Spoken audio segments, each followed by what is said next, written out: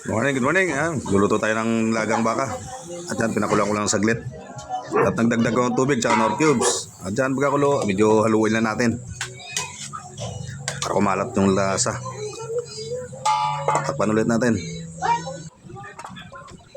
At yan, medyo nabawasan na yung tubig. Nagdagdag pala akong tubig dyan. At yan, naglagay na ako ng sili. Kaya pechay tsaka repolyo. Nilagay ko na. At pakuluan na natin ng saglit yan.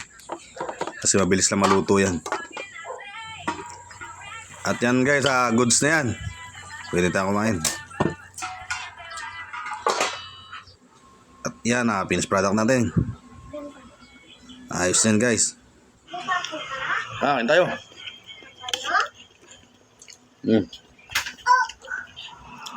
Tapos meron tayo dito patis. Yan.